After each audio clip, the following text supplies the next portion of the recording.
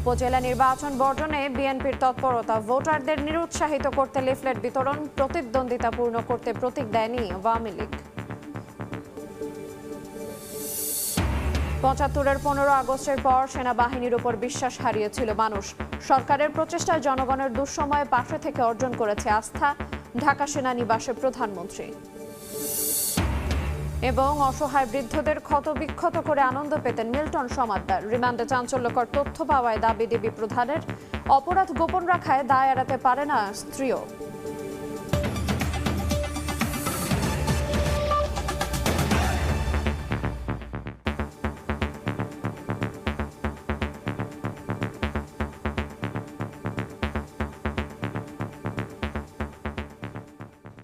দেখছিলেন শিরোনাম, প্রবাসের সময়ের সঙ্গে আছে আইরিন আয়াত। তাপপ্রবাহকে জাতীয় দুর্যোগ ব্যবস্থাপনা নীতিতে অন্তর্ভুক্ত করে কার্যকর ব্যবস্থা নেওয়ার মাধ্যমে এর প্রভাব কমাতে সরকার সর্বোচ্চ গুরুত্ব দিয়ে কাজ করছে বলে জানিয়েছেন দুর্যোগ ব্যবস্থাপনা ও ত্রাণ প্রতিমন্ত্রী মোহাম্মদ মহিবুর। রবিবার সকালে রাজধানীর একটি হোটেলে Bangladesh red crescent society BDRCS এর আয়োজিত তাপপ্রবাহ ব্যবস্থাপনা বিষয়ক জাতীয় কর্মশালায় একথা বলেন তিনি। জলবায়ু পরিবর্তনের ফলে তাপপ্রবাহের যে উদ্ভূত পরিস্থিতি সৃষ্টি হয়েছে তা খুবই উদ্বেগজনক বলেও মন্তব্য করেন প্রতিমন্ত্রী। বিপদাপন্ন এই পরিস্থিতি মোকাবেলায় সরকারের পাশে থাকতে সবার প্রতি আহ্বান জানান তিনি। প্রথম ধাপে উপজেলা নির্বাচনের প্রচারণা শেষ হচ্ছে সোমবার মধ্যরাতে। দিনরাত এক করে বাড়ি বাড়ি ধর্ণা দিচ্ছেন প্রার্থীরা। পছন্দের প্রার্থীকে বেছে নিতে প্রস্তুত ভোটাররাও। এরই মধ্যে রিটার্নিং কর্মকর্তার কার্যালয়ে পৌঁছে গেছে নির্বাচনী সরঞ্জাম।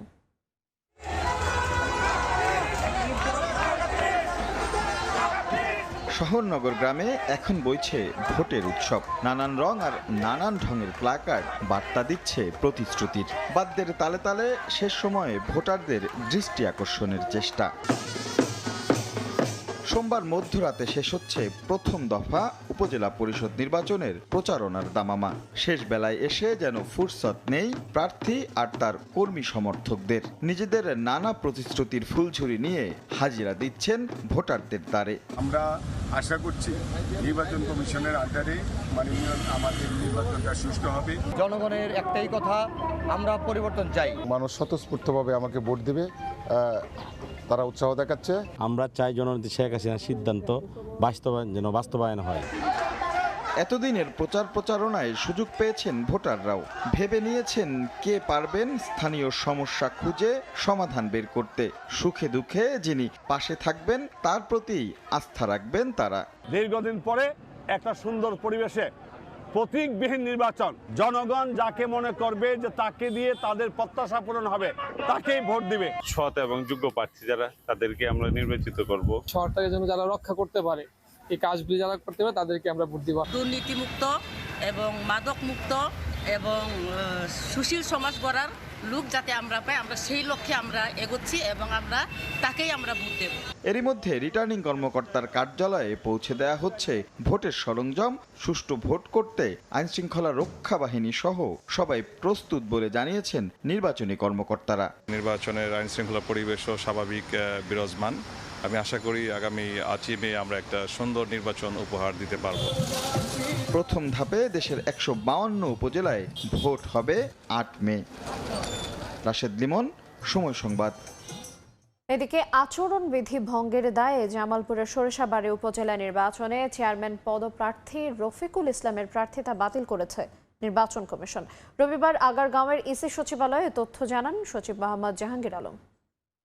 প্রকাশ্য জনসভায় আচরণবিধি লঙ্ঘন করে বক্তব্য দিয়েছিল এবং তাদের বক্তব্যের ভাষাটি ছিল আমাদের আইনের সম্পূর্ণ পরিপন্থী। নির্বাচন কমিশন সর্বসম্মতক্রমে সিদ্ধান্ত গ্রহণ করেছেন যে জামালপুর জেলার সরিষাবাড়ী উপজেলার চেয়ারম্যান পদপ্রার্থী জনাব মোহাম্মদ রফিকুল ইসলাম উপজেলা পরিষদ নির্বাচন আচরণ বিধিমালা 2016 এর বিধি 18 এবং 31 এর বিধান লঙ্ঘন করেছেন বিধায় উক্ত বিধিমালার বিধি 33 এর বিধান অনুযায়ী বর্ণিত নির্বাচনে তার প্রার্থিতা বাতিল করার জন্য মাননীয় নির্বাচন কমিশন সদয় সিদ্ধান্ত গ্রহণ করেছেন। উপজেলা নির্বাচন বর্জনে নানামুখী তৎপরতা চালাচ্ছে বিএনপি। ভোটারদের নিরুৎসাহিত করতে জেলায় জেলায় লিফলেট বিতরণ করছে দলটি। নির্দেশনা অমান্য করে ভোটে দাঁড়ালেই করা হচ্ছে বহিষ্কার। ডামি নির্বাচনের বৈধতা দিতে যারা অংশ নিচ্ছেন তারা বিএনপির আদর্শে বিশ্বাস করে না বলেও জানান নেতারা।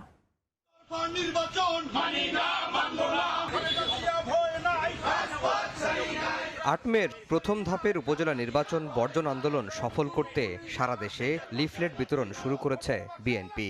ভোটারদের ভোট কেন্দ্রে যাওয়া থেকে নিরুৎসাহিত করতে জেলা উপজেলায় কর্মী সভা করছে দলের সাংগঠনিক টিম। শুধু নেতাকর্মী নয়, আত্মীয় স্বজনরাও যেন ভোট দিতে না যায় সেই বিষয়টিও নিশ্চিত করতে নির্দেশনা দেওয়া হয়েছে দল থেকে। আপনারা কেউ এই দাবি সরকার, এই অবৈধ সরকারের কোনো নির্বাচনে অংশগ্রহণ করবেন না। আর দলের সিদ্ধান্তের বাইরে গিয়ে উপজেলা নির্বাচনে অংশ নিলেই করা হচ্ছে বহিষ্কার। এরই মধ্যে প্রথম ধাপে নির্বাচনে অংশ নেওয়া ৮০ জনকে বহিষ্কার করা হয়েছে। দ্বিতীয় ধাপে বহিষ্কার হয়েছেন ৬১ জন। বহিষ্কৃত প্রার্থীদের সহযোগিতা করলেও তাদের বিরুদ্ধে সাংগঠনিক ব্যবস্থা নেওয়ারও হুঁশিয়ারি দিয়েছে দলটি। এরপরও ভোট থেকে বিরত রাখা যাচ্ছে না দলের তৃণমূলের অনেক নেতাকর্মীকে। দলটির নেতারা বলছেন, দলের নীতির বাইরে গেলেই সাংগঠনিক ব্যবস্থা এক্ষেত্রে কোনো ছাড় নয়। বাংলাদেশ জাতীয়তাবাদী দল একটি সমুদ্রের মতো দল।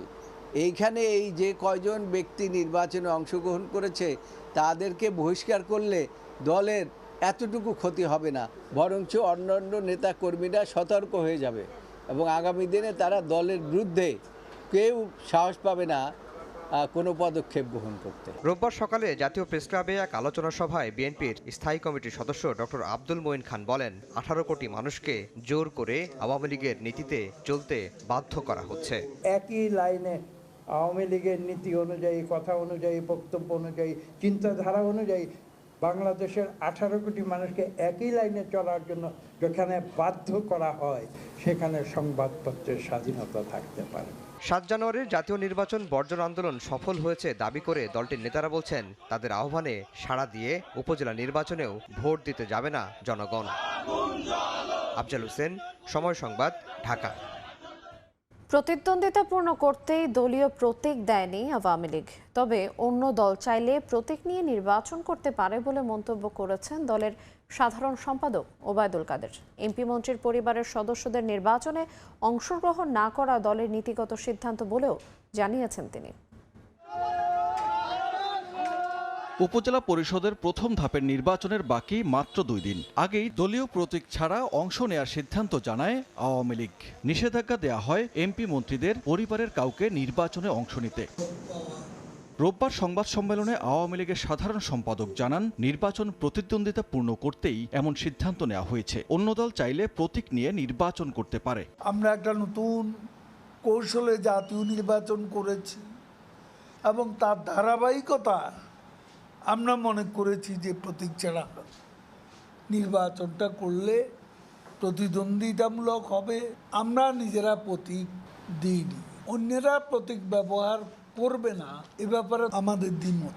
দ্রব্যমূল্যের ঊর্ধ্বগতি ও অর্থনৈতিক চাপ প্রসঙ্গে ওবায়দুল কাদের বলেন, যুদ্ধের কারণে বৈশ্বিক সংকটের প্রভাব মুক্ত নয় বাংলাদেশ।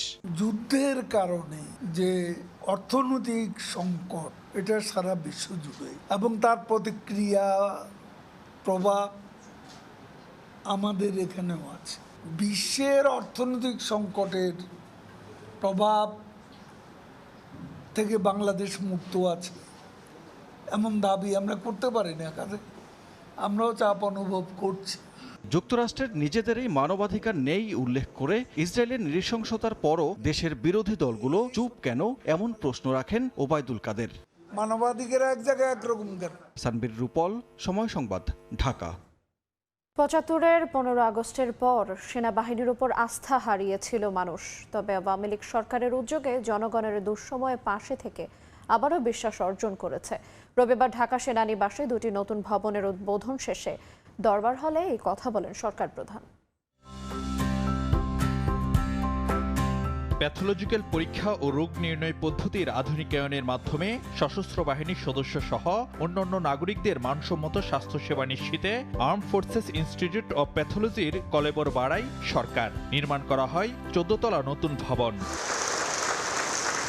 রোববার সকালে ঢাকা সেনানিবাসে বাংলাদেশ সেনাবাহিনী পরিচালিত প্যাথোলজিক্যাল পরীক্ষাগার ও রক্ত সঞ্চালন কেন্দ্র AFIPর নতুন এই ভবনের উদ্বোধন করেন প্রধানমন্ত্রী শেখ হাসিনা। ঘুরে দেখেন বিশেষায়িত প্রতিষ্ঠানটির বিভিন্ন সুযোগ সুবিধা। পরে উদ্বোধন করেন আর্মি সেন্ট্রাল অডিটোরিয়াম, সেনা প্রাঙ্গণ। এরপর সেনা কর্মকর্তা ও সদস্যদের সঙ্গে দরবারে অংশ নেন সরকার প্রধান। বলেন, আওয়ামী লীগ সরকারের প্রয়াসে ৭৫-এর পর হারানো আস্থা বিশ্বাস আবারও ফিরে পেয়েছে সশস্ত্র বাহিনী। ৭৫ 15 আগস্টের পরে সেনাবাহিনীর উপরে যে আস্থা এবং বিশ্বাস সাধারণ মানুষ কিন্তু হারিয়ে ফেলেছিল। আমার প্রচেষ্টা ছিল যে সেনাবাহিনীর প্রতি আমাদের সাধারণ মানুষের একটা আস্থা বিশ্বাস যেন সৃষ্টি হয়, যেটা যে কোনো একটা সেনাবাহিনীর জন্য একান্তভাবে জরুরি। যে কোনো সময় দেখা দিলে আমাদের সশস্ত্র বাহিনী জনগণের পাশে আছে এবং জনগণের একটা ভরসা স্থল হিসেবে সে আস্থা আজকে আমাদের সশস্ত্র বাহিনী অর্জন করতে সক্ষম হয়েছে। এ সময় ফোর্সেস গোল 2030-এর আলোকে সশস্ত্র বাহিনীর আধুনিকায়নে সরকারের লক্ষ্য তুলে ধরেন শেখ হাসিনা। আমরা চাচ্ছি আমাদের সশস্ত্র বাহিনী আধুনিক জ্ঞান সম্পন্নভাবে প্রতিষ্ঠিত হবে। সেই সাথে যেহেতু আমাদের 2008-এর নির্বাচনের লক্ষ্য ছিল ডিজিটাল বাংলাদেশ গড়ে তোলা, কাজে আধুনিক প্রযুক্তি জ্ঞান সম্পন্ন আমাদের সশস্ত্র বাহিনী গড়ে উঠবে, সেটাই আমাদের লক্ষ্য এবং সেভাবে আমরা কাজ করে যাচ্ছি। জাতিসংঘ শান্তিরক্ষা মিশনে বাংলাদেশের সশস্ত্র বাহিনী সব দেশের প্রশংসা অর্জন করেছে উল্লেখ করে প্রধানমন্ত্রী বলেন, এ ধারাকে আরও এগিয়ে নিতে চায় সরকার। জাতির পিতা বঙ্গবন্ধু শেখ মুজিব যে ফারুক ভিয়া, রবিন, সময় সংবাদ, ঢাকা। গাজীপুরে ট্রেন দুর্ঘটনার 3 দিন পরও ধকল কাটিয়ে উঠতে পারেনি রেল। উত্তর পশ্চিমাঞ্চলের শিডিউল বিপর্যয় ঠেকেছে চরমে। প্রতিটি ট্রেনই কমলাপুর ছেড়েছে 8 থেকে 10 ঘন্টা দেরিতে। শিডিউল ঠিক করতে আরও 1-2 দিন লাগবে জানিয়ে স্টেশন ম্যানেজার বলেন, পুরনো সিগন্যাল পদ্ধতির কারণেই ঘটছে দুর্ঘটনা। কমলাপুরের প্ল্যাটফর্ম জুড়ে মানুষের ভিড়, দীর্ঘ অপেক্ষায় চোখে মুখে ক্লান্তির ছাপ। কাঙ্ক্ষিত ট্রেনের জন্য কারো অপেক্ষা 5 ঘন্টার, কারো অপেক্ষা ছাড়িয়েছে 12 ঘন্টার বেশি। উত্তরবঙ্গের ট্রেন ধূমকেতু, বুড়িমারি, রংপুর এক্সপ্রেসের যাত্রীদের অপেক্ষা যেন শেষ হওয়ারই নয়। দাঁড়িয়ে থেকে ক্লান্ত মানুষ, উপায় না পেয়ে শুয়ে পড়েন অনেকেই। রোববার সর্বোচ্চ বিলম্ব করে কমলাপুর ছেড়ে গেছে রংপুর এক্সপ্রেস ট্রেন। সকাল 9টায় ছেড়ে যাওয়ার কথা থাকলেও ট্রেনটিকে প্ল্যাটফর্মে দেয়া হয় রাত 8:30টার দিকে। পরে রাত 9টায় 12 ঘন্টা বিলম্ব করে রাজধানী ছেড়ে যায়। আমরা আসছি সকাল 7টা বাজে স্টেশনে, জানি 9:10 ট্রেন, যেহেতু ঢাকা শহরে যানজট এই জন্য অনেক আগেই আসছে, অপেক্ষা করতেছিলাম। Train late. এখন বর্তমানে প্রায় 8 থেকে 9 ঘন্টা অপেক্ষা করে ট্রেন পাচ্ছি। ট্রেন 9:10 ছাড়িনি, তারপরে এই পর্যন্ত আমরা 10 থেকে 12 ঘন্টা লেট। সারাদিন বসে থাকা খুবই অসুবিধা হচ্ছে। এদিন সকাল থেকে উত্তর ও পশ্চিমাঞ্চলের ট্রেনগুলোর যাত্রাতেও দেরি 5 থেকে 6 ঘন্টা। অনেকেই বাড়ির পথ ধরতে রওনা দেন বাস কাউন্টারে, কেউ আবার টিকিট ফেরত দিয়ে বুঝে নেন টাকা। যাত্রীদের অভিযোগ, রেল কর্তৃপক্ষের সদিচ্ছার অভাবেই তীব্র গরমে এই অসহনীয় দুর্ভোগ। বাচ্চা নিয়ে তো অবশ্যই সমস্যা হচ্ছে গরমের ভিতরে। 7 ঘন্টা লেট পুরো, তারপরে কখন আসবে কোনো নিশ্চয়তা নেই। সকাল 9টা থেকে কি সন্ধ্যা 7টা পর্যন্ত অপেক্ষা করবো? আমি অপেক্ষা করতে পারতেছি না দেখে আমি বাসে এখন চলে যাচ্ছি। এদের গাফলতি, ওনারা যদি একটু সচেতন হতো এই দুর্ভোগে হতো না। ডিজিটালের এই যুগে যাত্রীদের শিডিউল বিপর্যয়ের আগাম খবর দেয়া যাচ্ছে না কেন? এমন প্রশ্নের জবাবে টিকিট বিক্রির চুক্তিভিত্তিক প্রতিষ্ঠান সহজ.com এর ওপর দায় চাপালেন স্টেশন ম্যানেজার। সহজ.com আছে, যাদেরকে নির্দেশনা দেওয়া রয়েছে যে সময় সাধারণকে যেন বিষয়টি ইনফরমেশন দেওয়া হয়, তথ্য দেওয়া হয়, যেটা ট্রেনটি অতিরিক্ত বিলম্ব হচ্ছে বা 10 ঘন্টা পরে যাবে। দেশের 3000 কিলোমিটার রেলপথে 4 ধরনের সিগন্যাল বিদ্যমান, যার 80% পুরনো অ্যানালগ পদ্ধতির। নিবিড় সাহা, সময় সংবাদ, ঢাকা। যানবাহনে অবৈধ স্টিকার ব্যবহার বন্ধে মাঠে নেমেছে পুলিশ। ডিএমপি ট্রাফিক বিভাগ বলছে, বিভিন্ন সরকারি সংস্থার স্টিকার ব্যবহার করে অপরাধমূলক কাজ করছেন অনেকেই। এই অবস্থায় সড়কে শৃঙ্খলা ফেরাতে অভিযানে নেমেছে বলে জানিয়েছে পুলিশ। প্রয়োজনের তুলনায় রাজধানীতে সড়ক অপ্রতুল, আবার প্রতি বছর যানবাহনের সংখ্যাও বাড়ছে লাফিয়ে লাফিয়ে। এমন বাস্তবতায় সড়কে বাড়তি সুবিধা নিতে যানবাহনে স্টিকার ব্যবহারের প্রবণতা বাড়ছে। অনেকেই সংশ্লিষ্ট অফিস কিংবা সংস্থার অনুমোদন ছাড়াই গাড়িতে সাটিয়ে দেন স্টিকার। বিভ্রান্তিতে পড়েন আইন শৃঙ্খলা রক্ষা বাহিনীর সদস্যরাও। এর বাইরে সরকারি সংস্থার স্টিকার ব্যবহার করে সন্ত্রাসীদের অপরাধমূলক কর্মকাণ্ডও নতুন কিছু নয়। এমন বাস্তবতায় রাজধানীতে শুরু হয়েছে ডিএমপি ট্রাফিক বিভাগের সাঁড়াশি অভিযানে উঠে আসছে দেদারসে যানবাহনে স্টিকার সাটানোর বিষয়টি, যাদের অধিকাংশেরই নেই সংশ্লিষ্ট কোম্পানির কোনো অনুমোদন। পুলিশের সদস্য আত্মীয় স্বজন পুলিশের স্টিকার ব্যবহার করছে বা বিভিন্ন সংস্থার আত্মীয় স্বজন ইভেন তাদের সঙ্গে কোনো কানেকশন নেই, এ ধরনের ঘটনাও ঘটেছে। শুধু সতর্ক করে ক্ষান্ত হতে চায় না পুলিশ, অবৈধ পরিচয়কারীদের বিরুদ্ধে আইনি ব্যবস্থার হুঁশিয়ারি সংস্থাটির। এ পর্যন্ত প্রায় 360টি যানবাহনের বিরুদ্ধে এই অননুমোদিত স্টিকার ব্যবহার করার কারণে আইনগত ব্যবস্থা গ্রহণ করা হয়েছে। প্রত্যেকটি যানবাহনের বিরুদ্ধেই আমরা আইনগতভাবে মামলা দিচ্ছি, জরিমানা করছি। স্টিকারের বাইরে ফিটনেসবিহীন ও অবৈধ যানবাহনের বিরুদ্ধেও অভিযান চালাচ্ছে পুলিশ। জায়গায় স্টিকার লাগান। রাশেদ বাপ্পি, সময় সংবাদ, ঢাকা। এখনই রাজাকারের পূর্ণাঙ্গ তালিকা প্রকাশ করা হচ্ছে না বলে জানিয়েছেন মুক্তিযুদ্ধ বিষয়ক মন্ত্রী আকম মোজাম্মেল হক। রোববার ঢাকা বিশ্ববিদ্যালয়ের চারুকলা অনুষদে একটি অনুষ্ঠানে যোগ দিয়ে এই কথা বলেন তিনি। ছোট আকারে বের হবে যারা সকলে একমত যারা রাজাকার ছিলেন, এত বছর পরে বিভিন্ন কারণে আমরা হয়তো কেউ কাউকে বাদ দিতে চাই আমার লোক হিসেবে, আবার কাউকে হয়তো প্রতিপক্ষ হিসাবে তার ভূমিকা তত ছিল না একটু বাড়ায় বলতে চাই। কাজে সেগুলো এখন যাচাই বাছাই করেই, কারণ যাতে আমরা বিতর্কের ঊর্ধ্বে রাখতে পারি তালিকাটা, সেই জন্য কাজ চলছে। হালনাগাদ তো ইনশাল্লাহ হয়ে গেছে, শুধু একটা ছোট্ট গ্রুপ বাকি আছে, সেটা হলো যারা আপিল করেছে। আপিলে যদি আদালতের মাধ্যমে বা কমিটির মাধ্যমে টিকে সেটা হয়তো ইনক্লুড হবে, আর না হয় আমাদের ফাইনাল লিস্ট অলরেডি এটা প্রকাশিত হয়েছে। বান্দরবানে 2 দিনের রিমান্ড শেষে জিপ চালক সহ কেএনএফ-এর আরও 3 সদস্যকে কারাগারে পাঠানো হয়েছে। রবিবার সিনিয়র জুডিশিয়াল ম্যাজিস্ট্রেট আদালতের বিচারক নাজমুল হুসাইনের আদালতে তোলা হয়। শুনানি শেষে তাদের কারাগারে পাঠানোর নির্দেশ দেন বিচারক। রুমা ও থানচি উপজেলায় ব্যাংক ডাকাতি, ম্যানেজারকে অপহরণ, অস্ত্র লুটের ঘটনায় যৌথ বাহিনীর অভিযানে এই পর্যন্ত 81 জন কেএনএফ-এর সহযোগীকে আটক করেছে আইনশৃঙ্খলা বাহিনী। তার মধ্যে 22 জন নারী সদস্য রয়েছে। সোমবার থেকে 3 দিন রাত 12টা থেকে 3 ঘন্টা শাহজালাল আন্তর্জাতিক বিমানবন্দরে উড়োজাহাজ ওঠানামা বন্ধ থাকবে। খুদে বার্তায় এই তথ্য জানিয়েছেন বিমানবন্দর কর্তৃপক্ষ। এতে বলা হয়, রানওয়ে ব্যবস্থাপনার অংশ হিসেবে সেন্টার লাইট ও মার্কিং রক্ষণাবেক্ষণের জন্য 6 থেকে 8 মে রাত 12টা থেকে 3টা পর্যন্ত ফ্লাইট অপারেশন হবে না। সংশ্লিষ্ট এয়ারলাইন্স ও সংস্থাকে জানাতে ইতোমধ্যেই সার্কুলার জারি করা হয়েছে। মুক্ত গণমাধ্যম নিয়ে রিপোর্টার্স উইদাউট বর্ডার্স RSF-এর তালিকা নিয়ে প্রশ্ন তুলেছেন তথ্য সম্প্রচার প্রতিমন্ত্রী মোহাম্মদ আলী আরাফাত। রবিবার সচিবালয়ে সাংবাদিকদের প্রশ্নের উত্তরে এই মন্তব্য করেন তিনি। এর আগে বাংলাদেশে নিযুক্ত ইটালির রাষ্ট্রদূত অ্যান্টনিও আলেসান্দ্রোর সৌজন্য সাক্ষাৎ করেন মন্ত্রী। পরে সাংবাদিকদের প্রশ্নের উত্তরে বলেন, RSF-এর গ্রহণযোগ্যতা নিয়েও প্রশ্ন রয়েছে। যাদের কাছ থেকে তারা তথ্য উপাত্ত নিয়েছে তা নিয়েও প্রশ্ন আছে। RSF-কে উত্তর দেওয়া হবে বলেও জানান মোহাম্মদ আলী আরাফাত।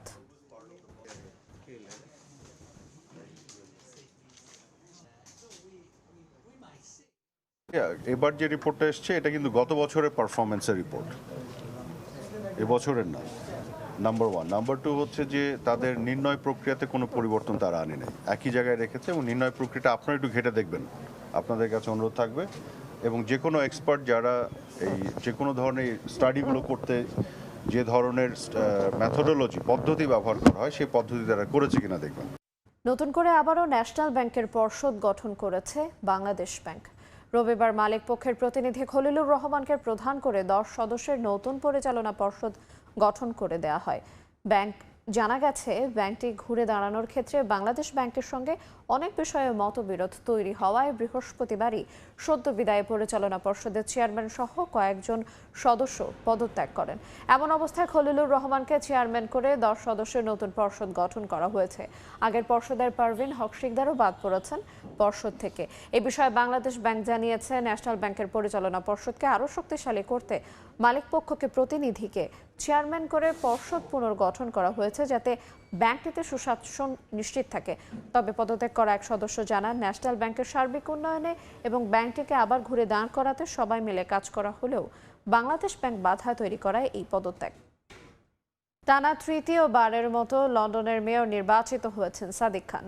তিনি প্রথম কোনো রাজনীতিক যিনি টানা 3বার মেয়র হওয়ার রেকর্ড করলেন। বিশ্লেষকদের মতে কনজারভেটিভ দলের প্রতিদ্বন্দ্বী সুসান হলের বিরুদ্ধে তুমুল প্রচারণার মাধ্যমেই জয়লাভ করেছেন পাকিস্তানি বংশোদ্ভূত এই রাজনীতিবিদ। কনজারভেটিভ পার্টির প্রার্থী সুসান হলকে হারিয়ে টানা তৃতীয়বারের মতো লন্ডনের মেয়র নির্বাচিত হয়েছেন লেবার পার্টির প্রার্থী সাদিক খান। শহরে অপরাধ দমন ও পরিশুদ্ধ বায়ু নিশ্চিত করার প্রতিশ্রুতি দিয়ে লন্ডনবাসীর মন জয় করে নিয়েছেন তিনি। লন্ডনের মেয়র পদে নির্বাচনে স্থানীয় সময় গেল বৃহস্পতিবার রাত 10টায় ভোট গ্রহণ শেষ হলেও গণনা শুরু হয় শুক্রবার থেকে। শনিবার বিকেল 4:30 নাগাদ প্রকাশ করা হয় ফলাফল, যেখানে দেখা যায় প্রতিদ্বন্দ্বী সুসান হলকে 2,76,000-এর বেশি ভোটের ব্যবধানে হারিয়েছেন সাদিক খান। দ্য গার্ডিয়ান জানিয়েছে বিজয়ী মেয়র পেয়েছেন 62.2% ভোট, যেখানে তার প্রতিদ্বন্দ্বী সুসান হল পেয়েছেন মাত্র 32.6% ভোট। এদিকে কনজারভেটিভ পার্টির প্রতিদ্বন্দ্বী হলের বিরুদ্ধে তুমুল প্রচারণার মাধ্যমেই সাদিক খান জয়লাভ করেছেন বলে মনে করছেন বিশ্লেষকরা।